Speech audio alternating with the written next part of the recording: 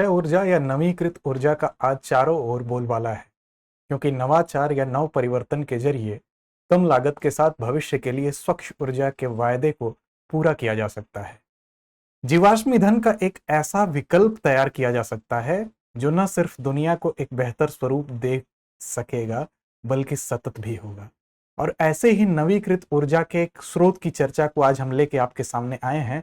नमस्कार, मेरा नाम है अमिताभ और दृष्टि आईएएस की इन डेप्थ श्रृंखला में आपका स्वागत है। जैसा कि आप पटल पर देख सकते हैं, आज का हमारा शीर्षक है भारत में पवन ऊर्जा। सबसे पहले हम देखेंगे कि किस खबर से प्रेरित होकर हमने इसका चुनाव किया। उसके बाद हम इन बिंदुओं पर नजर डालें एक बार, जिसके अंतर्गत आज की यह चर्चा केंद्रित होगी। सबसे पहले हम देखेंगे खबर क्या है, फिर हम देखेंगे पवन ऊर्जा होती क्या है, कैसे होता है इसका उत्पादन, वास्तव में इसका उपयोग क्या है और सरकार द्वारा इसके लिए, इसके प्रोत्साहन के लिए क्या कदम उठाए गए, उन प्रोत्साहन के कदमों पर हम एक नजर डालेंगे। फिर हम देखेंगे अंत में एक अभ्यास प्रश्न जो हमारी परिपाटी है उसके अनुरूप। तो आइए शुरू करते हैं आज का सफर। उससे पहले ये आप ध्यान देते चलें कि यह सामान्य अध्ययन प्रश्न पत्र 3 के विज्ञान और प्रौद्योगिकी बुनियादी ढांचे व ऊर्जा खंड के अंतर्गत यह शीर्षक महत्वपूर्ण है। आज की खबर देखते हैं। यह खबर है डाउन टू अर्थ से ली गई है। Offshore wind energy India set to harness coastal breezes.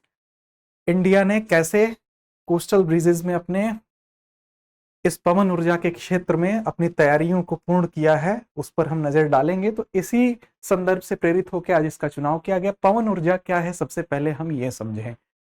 वास्तव में यह एक नवीकृत ऊर्जा का स्वरूप है। अब आप सोचेंगे नवीकृत ऊर्जा क्या है, तो इससे पहले कि हम पवन ऊर्जा को समझें, पहले नवीकृत ऊर्जा को देखेंगे कि नवीकरणीय ऊर्जा क्या होती है। नवीकरणीय ऊर्जा एक ऐसी ऊर्जा होती है जो प्राकृतिक स्रोतों पर मूल रूप से आधारित होती है। अमूमन हम जिन ऊर्जा के स्रोतों का उपयोग करते हैं, ज्यादातर विश्व में जिन स्रोतों का उपयोग होता है वो जीवाश्म ऊर्जा का स्रोत होता है और इसका एक सीमित संचित भंडार है। अगर वो समाप्त होगा तो दुनिया पर एक संकट आएगा। ऐसे में एक वैकल्पिक ऊर्जा जिसको अक्षय ऊर्जा या नवीकरणीय ऊर्जा कहा जाता है, जिसको नवीकृत किया जा सकता है, फिर से उपयोग में दोबारा उपयोग लायक बनाया जा सकता है, इसीलिए उसको नवीकृत या नवीकरणीय ऊर्जा भी कहा जाता है। मूल रूप से यह प्राकृतिक स्रोतों पर निर्भर होता है और इसे लगातार नवीकृत किया जा सकता है। 1970 के दशक में वैज्ञानिक इस संदर्भ में थोड़े गंभीर हुए। उन्हें चिंता सताने लगी कि अगर ये संचित भंडार समाप्ति की ओर जाएंगे तो दुनिया पर एक आसन्न संकट उन्हें दिखाई दिया। तो इस 1970 के दशक से वैज्ञानिकों ने इस दिशा में प्रयास शुरू किया और इस पर निर्भरता, जीवाश्म ईंधन पर जो निर्भरता है उसको कम करने के लिए इस पर उन्होंने बल देना शुरू किया। वास्तव में इसके अगर प्रकारों को देखें तो सौर ऊर्जा, पवन ऊर्जा, जियोथर्मल पावर, जल और बायोमास, ये इसके कुछ प्रकार हैं और इन्हीं प्रकारों में एक पवन ऊर्जा जो आज का हमारा शीर्षक है, हम आपके सामने डिस्कस करेंगे। वास्तव में पवन ऊर्जा का रूपांतरण हम जब करते हैं पवन के रूप में, जो ऊर्जा संचित है उसके अंदर, उसको हम रूपांतरित करते हैं। उसमें गतिज ऊर्जा होती है। जब पवन अपनी गति से बहेगी तो उस गतिज ऊर्जा को हम यांत्रिक ऊर्जा में रूपांतरित करेंगे। फिर उस यांत्रिक ऊर्जा को फिर से हम उसका रूपांतरण करेंगे विद्युत ऊर्जा में और यही विद्युत हमारे दैनिक जीवन के उपयोग में आती है, कई महत्वपूर्ण कार्यों में आती है। सबसे स्थापित और परिपक्व नवीकरणीय ऊर्जा का स्रोत है, इस दृष्टिकोण से भी ये इंपॉर्टेंट है। और साथ ही ये नवीकृत ऊर्जा के जो स्रोत हैं ये हमेशा पर्यावरण के लिए फ्रेंडली होते हैं, ग्रीन हाउस गैसों के उत्सर्जन को कम करेंगे। ये वही ग्रीन हाउस गैस है जिसके वजह से वैश्विक तापन, क्लाइमेट चेंज जैसी घटना होती है। तो इस दृष्टिकोण से ये इंपॉर्टेंट। अब कैसे होता है इसका उत्पादन, ये एक प्रश्न है। तो इसको देखने के लिए आप इस चित्र को देखें। यहां पर एक यंत्र आपको दिखाई दे रहा है, आपने इसको कई जगहों पर देखा होगा। ये एक टरबाइन है, ये एक लंबा टावर आपको दिखाई दे रहा है, इसको शेफ्ट कहते हैं। एक ऊंचा शेफ्ट होता है, इसकी ऊंचाई न्यूनतम ऐसा माना जाता है कि 100 फीट इसकी ऊंचाई होती है। हालांकि ये इससे कहीं ज्यादा बड़े होते हैं, 100 मीटर तक के होते हैं। गुजरात के तटों पर इस प्रकार के टावर टरबाइन के लगाए गए हैं और इनकी जो आकृति होती है, खासकर इसमें इसका जो ब्लेड लगाया गया है, इसकी विशेष आकृति होती है जिसको विशिष्ट वायुगतिकी आकृति हम कह सकते हैं। इन ब्लेडों को कुछ इस प्रकार से लगाया जाता है कि जब हवा इन पर टकराती है तो ये ब्लेड घूमते हैं और उस घूमने की वजह से इसमें इसकी जो गतिज ऊर्जा है वो फिर से इसको यांत्रिक ऊर्जा में कन्वर्ट करने के लिए यहाँ पीछे डायनेमो जैसी संरचना लगाई गई होती है, जनरेटर लगाए गए होते हैं। ये इसके जो ब्लेड हैं, इन ब्लेडों का भी आकार काफी बड़ा होता है और इनके पीछे आप देख रहे हैं, इनको घुमाने के लिए गियर बॉक्स लगा होता है। अब आप सोच रहे होंगे गियर बॉक्स क्या है। वस्तुतः होता क्या है कि हवा की गति हमेशा तेज नहीं होती है। हवा की मंद गति को, जब इन ब्लेडों पर हवा की मंद गति टकराएगी तो ये ब्लेड धीमी गति से घूमेंगे, लेकिन इसके पीछे जो गियर बॉक्स होता है और उससे संलग्न एक और पीछे यहां संरचना होती है जिसमें अन्य यांत्रिक उपकरण लगे होते हैं, वो उसकी गति को काफी कई गुना बढ़ा देता है। आप देख सकते हैं यहाँ सिंबॉलिक रूप से एक संबंधी 90 लिखा है, अर्थात अगर ये 1 अनुपात में घूम रहा है तो उसके पीछे की मशीन 90 के अनुपात में घूमेंगी। तो गियर बॉक्स का काम यह होता है कि पीछे की अनुपातिक गति को वो बढ़ा देता है। इससे क्या होता है कि कम ऊर्जा में अधिक कार्य यहां पर हमको देखने को मिलेगा गियर बॉक्स की मदद से। और इसके पीछे क्योंकि हवा की गति परिवर्तित होती रहती है, हवा हमेशा एक गति में नहीं चलती है, कभी इधर से चलेगी कभी उधर से, तो इसके लिए पीछे एक सेंसर लगाया गया होता है। उस सेंसर की मदद से ये हवा की गति के हिसाब से इसके ब्लेड जो है एडजस्ट करते हैं। इसका कारण यह भी है कि हवा की गति का अधिकतम उपयोग किस प्रकार हो सके, इसलिए इस सेंसर का उपयोग किया गया है यहां पर, जिसको विंड वेन सेंसर कहा जाता है। पवन की गति कितनी होगी तो विद्युत उत्पादन यह करने में सक्षम होगा, तो 8 किलोमीटर प्रति घंटा न्यूनतम गति बताई गई है और 36 किलोमीटर प्रति घंटे तक होगा तो ये कर सकता है। 36 से 54 किलोमीटर तक की गति होती है तो ये वर्क करता है अधिकतम गति की अगर हम बात करें तो। जब हवा इस पर टकराएगी, ये घूमेगा, यहां से गतिज ऊर्जा को यांत्रिक ऊर्जा से विद्युत ऊर्जा में कन्वर्ट होगा और उसके बाद आप देख सकते हैं कि ये हमारे घरों तक इसकी आपूर्ति जाती है। इस प्रकार विद्युत का निर्माण होता है। भारत में अगर बात करें तो भारत में औसत गति 12 किलोमीटर प्रति घंटा है, जो कि काफी बेहतर है। वैश्विक मानक के हिसाब से भारत को की यह गति यहाँ के अंदर एक आशा की किरण जगाती है इस संदर्भ में। और भारत का जो तटीय क्षेत्र है 7600 किलोमीटर का विशाल समुद्र तट है, और आपको पता है कि समुद्र के किनारे कुछ ऐसी भौगोलिक परिस्थिति होती है, वातावरण होता है कि वहां पर हवाएं तेज चलती हैं, और इन हवाओं की औसत गति का फायदा उठा के इस दिशा में भारत के लिए अपार संभावनाएं हैं।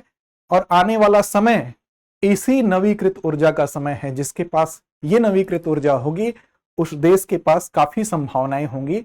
जैसा आप देख सकते हैं, यह कहना उचित होगा कि भविष्य में जिस देश के पास नवीकरणीय ऊर्जा का भंडार होगा वही भू राजनीतिक परिणामों को नियंत्रित करेगा। अपने आप में एक महत्वपूर्ण कथन है। भारत में इसकी संभावनाएं हैं क्योंकि इसका तटीय विस्तार काफी है और तापांतर भी पाया जाता है। समुद्र के ताप में और स्थल के ताप में अंतर होता है, जिसके तापांतर के कारण ही हवा की गति संचालित होती है। इस दिशा में कुछ प्रयास हुए। 1982 में ऊर्जा मंत्रालय के तहत एक गैर पारंपरिक ऊर्जा स्रोत विभाग बना जिसको DNES कहते हैं। 1984 में गुजरात में 40 किलोवाट पहली ग्रिड कनेक्टेड पवन टरबाइन बनी। फिर महाराष्ट्र के रत्नागिरी और गुजरात के ओखा और तमिलनाडु के तूतीकोरिन में यह पहल फिर से की जाती है। 1987 में आप देखेंगे नवीकरणीय ऊर्जा विकास एजेंसी IREDA स्टैब्लिश होता है और 1992 में DNES गैर पारंपरिक ऊर्जा स्रोत मंत्रालय बना दिया जाता है। पवन ऊर्जा का उपयोग क्या है, क्यों ये उपयोगी है, जिसकी वजह से इस पर बल दिया जा रहा है। सबसे बड़ा उपयोग तो यही है कि यह सतत विकास के हिसाब से एकदम फिट बैठता है। यह प्रदूषण को कम करेगा, वैश्विक तापन को कम करेगा, और विद्युत उत्पादन जब होगा इस वजह से तो मालवाहक जहाजों को भी ऊर्जा देगा। पानी पंप, कार्बन पदचिह्न को कम करने में, विंड सर्फिंग, भूमि सर्फिंग आदि में यह उपयोगी साबित होगा। साथ ही ग्रीन हाउस उत्सर्जन को यह कम करेगा। क्योंकि पेरिस समझौता जब हुआ था तो पेरिस समझौते के अंतर्गत इस वैश्विक समस्या के संदर्भ में सारे राष्ट्र मिलकर इकट्ठे हुए और उन्होंने ये निर्णय लिया कि औद्योगिकीकरण से पूर्व जो स्थिति थी उस सीमा से 2 डिग्री सेल्सियस से अधिक विश्व का तापमान नहीं बढ़ने देना है। ऐसी स्थिति में हर देश एक प्रतिबद्धता के तहत अपने को बांधता है और उसी प्रतिबद्धता के तहत भारत ने भी कुछ कमिटमेंट किए हैं अंतर्राष्ट्रीय पटल पे स्वयं से कि 2070 तक नेट जीरो एमिशन ये हासिल करेगा। भारत ऐसी प्रतिबद्धता जाहिर करता है। साथ ही भारत यह भी कहता है कि 2030 तक उत्सर्जन की सांद्रता को 2005 के स्तर से 45% तक ये कम कर देगा। ये भी इसने कमिटमेंट किया। साथ ही मिश्रित विद्युत ऊर्जा अर्थात विद्युत ऊर्जा के जो समस्त स्रोत हैं उसमें से जो अक्षय ऊर्जा है, जो नवीकृत ऊर्जा है, उसके प्रतिशत को यह 50% तक ले जाने का कार्य करेगा। यहां पर आप देख सकते हैं। साथ ही वर्तमान में अगर हम बात करें तो अक्षय ऊर्जा के दृष्टिकोण से विश्व की चौथी सबसे बड़ी पवन स्थापित क्षमता, अर्थात जहां पर पवन स्थापित क्षमता का मतलब इसके पास ये कैपेबिलिटी है कि यह पवन से ऊर्जा उत्पन्न कर सकती है। 41.93 गीगावाट इसकी क्षमता है, ये दिसंबर 2022, 31 दिसंबर 2022 के अनुसार। तो ये आप देख सकते हैं। आगे अगर हम नजर डालें तो भारत में पवन ऊर्जा के कुछ आंकड़े यहां पर दिखाए गए हैं। आप देख सकते हैं 31 दिसंबर 22 के अनुसार राज्यवार स्थापित पवन ऊर्जा पर अगर हम दृष्टि डालें तो ये कुछ राज्यों की स्थिति है, जैसे आंध्र प्रदेश का है, आप देख सकते हैं, गुजरात का है, कर्नाटका का है, केरल का है, मध्य प्रदेश का है, महाराष्ट्र, राजस्थान। इस दृष्टिकोण से सबसे ज्यादा अगर हम देखें तो तमिलनाडु की क्षमता हमें दिखाई पड़ती है। तमिलनाडु के बाद अगर दूसरे पायदान पर हम देखें तो यहाँ गुजरात दिखाई देता है। इस प्रकार तमिलनाडु, गुजरात, राजस्थान ये कुछ अग्रणी राज्य हैं जो भारत में पवन ऊर्जा के दृष्टिकोण से अपने स्थान को उन्नत पायदान पर रखते हैं। साथ ही पवन ऊर्जा स्रोतों की वर्षवार अगर हम उत्पादन को देखें, अगर इस पे नजर डालें तो 2014-15 की तुलना में 2021-22 पर अगर नजर डालेंगे आप तो लगभग दुगना हमको मिलियन यूनिट में उत्पादन देखने को मिलता है। तो इस दिशा में हमारे प्रयास सराहनीय हैं। साथ ही हमारे जो राष्ट्रीय नीतियां हैं वो भी इसके अनुसार काफी सराहनीय काम कर रही हैं। पवन ऊर्जा को बढ़ावा देने हेतु सरकार ने कुछ कदम उठाए हैं इन्हीं अपनी योजनाओं के तहत। इसको अप्रिशिएट करने के लिए सबसे पहले इन कदमों पर विचार करें तो ऑटोमेटिक रूट के अंतर्गत 100% प्रत्यक्ष विदेशी निवेश को मंजूरी दे दी गई। साथ ही 30 जून 2025 तक चालू होने वाली परियोजनाओं पर अंतरराज्यीय पारेषण प्रणाली शुल्कों को माफ कर दिया गया। जिस भी पारेषण शुल्क को लिया जा रहा है उसको माफ कर दिया जा रहा है 30 जून 2025 तक चालू होने वाली परियोजनाओं पर। साथ ही पवन विद्युत जनरेटरों के निर्माण के लिए अपेक्षित कुछ उपकरणों पर रियायती सीमा शुल्क में भी छूट दिया गया है। किसी भी चीज को अप्रिशिएट करने के लिए उससे संबंधित उपकरणों को यदि महंगा कर दिया जाएगा तो वो हतोत्साहित होगा। उसको प्रोत्साहित करने के लिए उससे संबंधित उपकरणों को सस्ता करना, उस पर रियायत देना, छूट देना, एक तरह से उसको प्रोत्साहन देना है, जो यहाँ पर आपको दिखाई देता है। 31 मार्च 2017 या उससे पूर्व चालू परियोजनाओं को उत्पादन आधारित प्रोत्साहन दिया गया, उनको भी प्रोत्साहित किया जा रहा है। साथ ही राष्ट्रीय पवन ऊर्जा संस्थान चेन्नई के माध्यम से संभावित स्थलों के पवन संसाधन आकलन और निर्धारण सहित तकनीकी सहायता, मतलब उनके आकलन के लिए भी, उनके डिसाइडिंग करने के लिए भी, जो भी है उनके लिए सहायता दी जा रही है। यहाँ पर तकनीकी रूप से भी उनको सहायता दी जा रही है। आगे अगर दृष्टि डालें तो 6 अक्टूबर 2015 को एक राष्ट्रीय अपतटीय पवन ऊर्जा नीति बनाई जाती है और देश में अपतटीय पवन ऊर्जा के विस्तार को प्रोत्साहित करने के लिए डिजाइन तैयार किया जाता है। ये इस नियामक संरचना में आप देखेंगे 200 समुद्री मील तक, समुद्र में जो दूरी है उसको कह रहे हैं समुद्री मील तक ये फैली होगी और हाल ही में उसको EEZ घोषित किया जाएगा। और हाल ही में अपतटीय पवन ऊर्जा के विकास के लिए एक बहु मॉडल दृष्टिकोण का अनावरण किया गया है।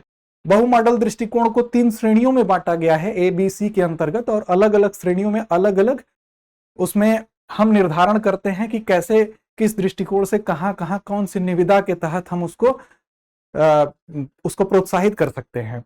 इसमें आप देखेंगे फिर NMRE केंद्रीय नवीन और नवीकरणीय ऊर्जा मंत्रालय ने इसमें नोडल मंत्रालय की भूमिका निभाई है और NIWE राष्ट्रीय पवन ऊर्जा संस्थान इसमें नोडल एजेंसी होगी।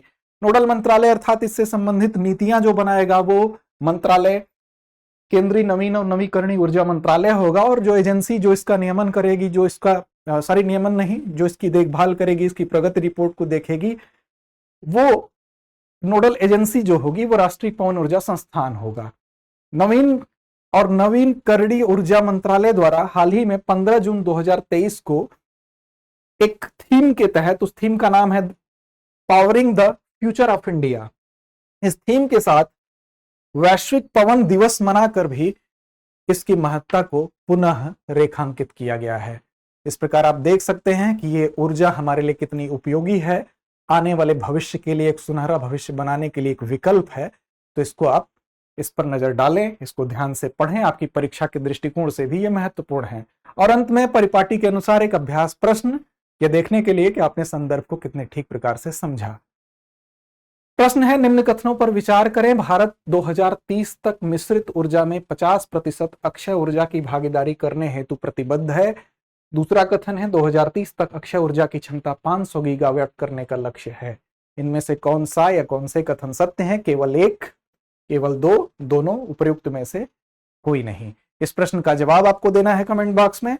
और साथ ही आपको बताते चलें कि जैसे आज हमारा प्रोग्राम इन डेप्थ देख रहे हैं, वैसे हमारे 2 अन्य कार्यक्रम संचालित होते हैं, इन फोकस और आप यहां देख सकते हैं इन न्यूज। ये दोनों कार्यक्रम महत्वपूर्ण है आपकी ज्ञान वृद्धि के लिए, तो इन्हें भी आप देख सकते हैं कुछ अन्य टॉपिकों के साथ। उम्मीद है आपका सेशन, आज का सेशन आपको पसंद आया होगा। हमारे उत्साहवर्धन के लिए आप कमेंट जरूर करें, पढ़ते रहें, अपने लक्ष्य की ओर बढ़ते रहें। धन्यवाद।